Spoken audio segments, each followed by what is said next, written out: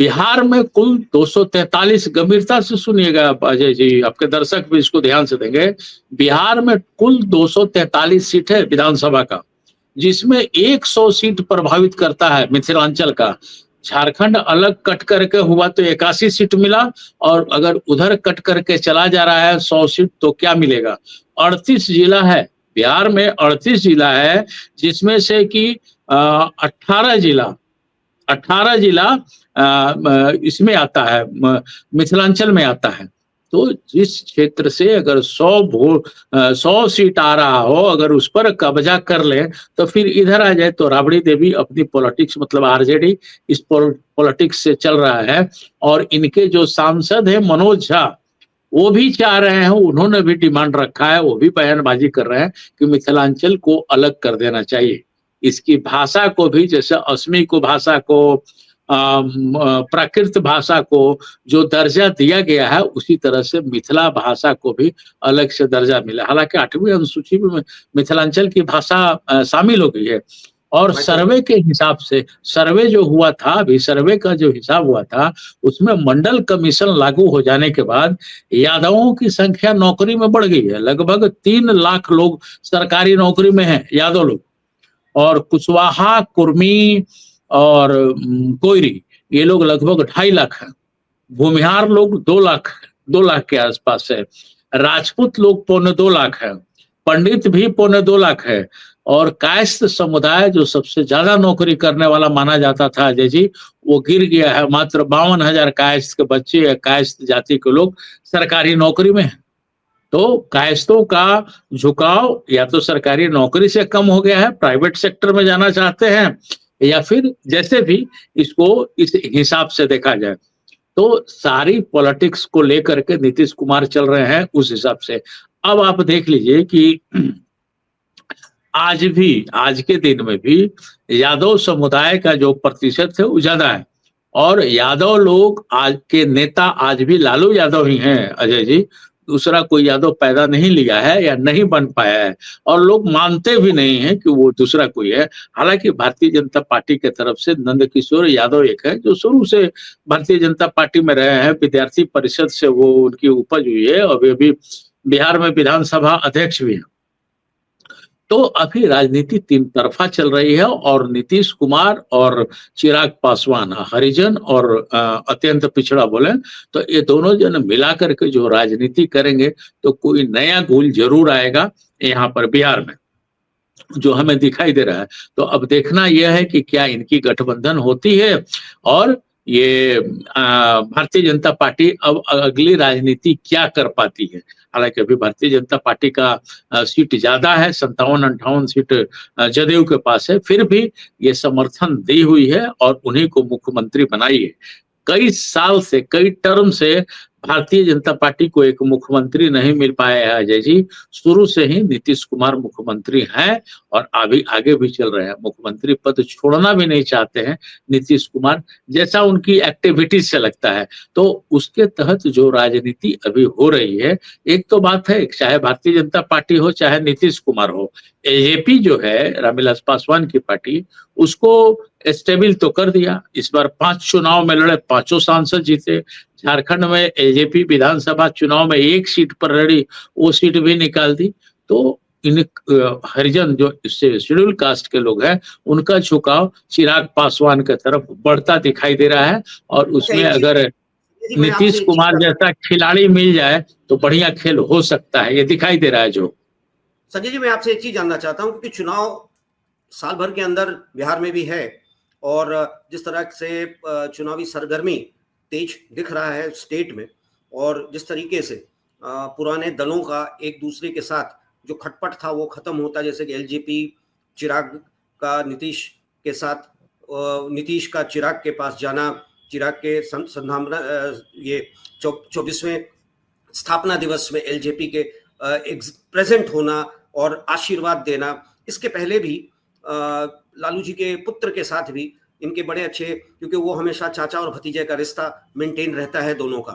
तो वैसी स्थिति में आने वाले समय में क्या लगता है आपको कि फिर एक ध्रुवीकरण, जिसको पोलराइजेशन ऑफ ओल्ड फोर्सेस, यानी कि लालू, नीतीश और पासवान की पार्टी की भी संभावनाएं नजर आ रही हैं क्या? अगर होता है तो भारतीय जनता पार्टी के लिए बहुत मुश्किल होगा, क्योंकि भारतीय जनता पार्टी में भी ये बात चल रही है कि अगर नीतीश और चिराग साथ होते हैं तो ब्लैकमेलिंग ज्यादा करेंगे सीट्स के लिए, और अगर ये तीन लालू, नीतीश और चिराग साथ हो जाते हैं तो फिर तो भारतीय जनता पार्टी का बंटाधार हो गया बिहार में। क्या बिल्कुल कहना है? बिल्कुल सही कहा आपने अजय जी। अगर ये तीनों मिल जाएंगे तो भारतीय जनता पार्टी के लिए बहुत मुश्किल हो जाएगी। आप यूं ही समझे कि बस खाली नीतीश कुमार और लालू यादव अगर एक हो जाते हैं तो 2015 में भारतीय जनता पार्टी को पटकनी दे दिया था, जबकि मोदी जी अपनी पार्टी को जिताने के लिए कई दर्जन सभा किए थे, इसके बावजूद आगे नहीं निकल पाए थे। 2015 की बात मैं बता रहा हूँ। वो स्थिति अगर यहाँ कायम हो जाती है कि अगर चिराग पासवान और नीतीश कुमार और लालू अगर एक हो जाते हैं तो भारतीय जनता पार्टी के लिए मुश्किल बढ़ जाएगी अजय जी, और भारतीय जनता पार्टी का निकलना बहुत मुश्किल हो जाएगा। और आपने बिल्कुल सही कहा कि बार्गेनिंग की स्थिति तो जरूर हो जाएगी, चाहे केंद्र हो चाहे स्टेट हो, और ये दोनों अगर मिल जाते हैं तो ज्यादा सीट से चुनाव ये लोग लड़ेगा अजय जी। और ये इसी की ये प्रेशर पॉलिटिक्स, इसको शायद हम लोग कहते हैं, ये प्रेशर पॉलिटिक्स के लिए नीतीश कुमार पांव आगे बढ़ा चुके हैं।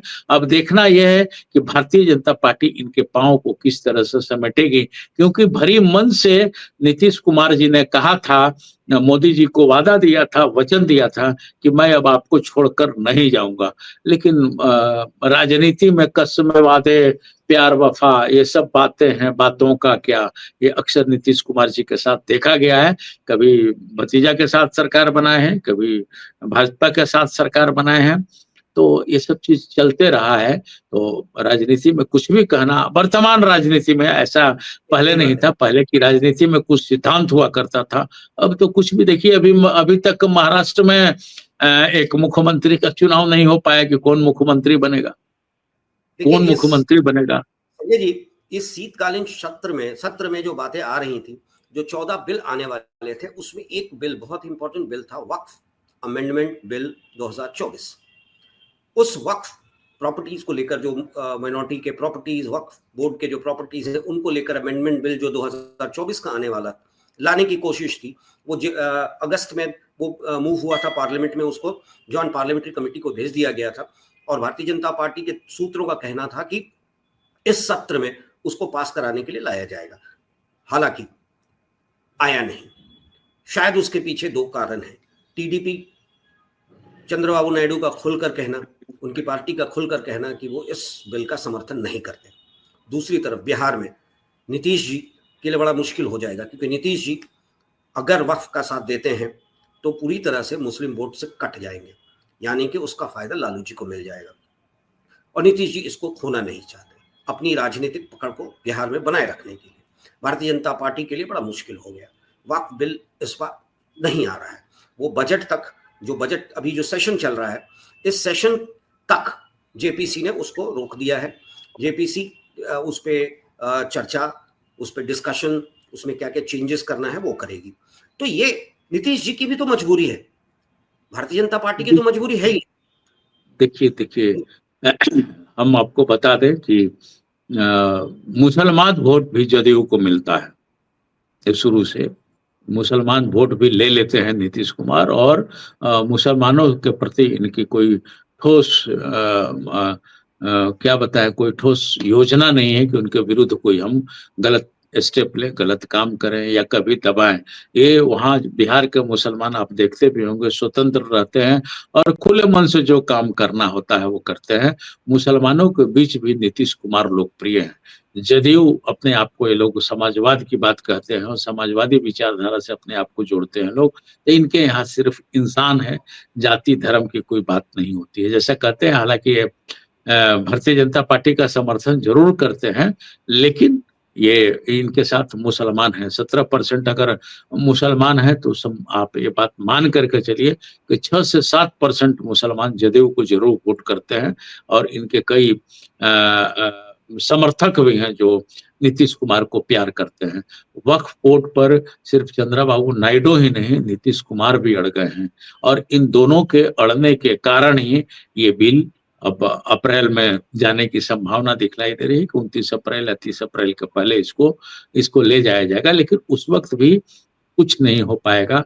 जो अभी संरचना है, जिस संरचना में अभी लोग रन कर रहे हैं कि 240 सीटें भारतीय जनता पार्टी के पास है। अब इस बीच में अगर तोड़ फोड़ कर करके अगर कुछ बढ़ जाती है, फुल मेजोरिटी में अगर ये लोग आ जाते हैं, तब तो अलग बात है। लेकिन जब तक चंद्रबाबू नायडू है और नीतीश कुमार जी हैं, तब तक हमको नहीं लगता है कि इस बिल पर कोई कार्रवाई होगी। इसको फिर आगे बढ़ा दिया जाएगा। अजय जी।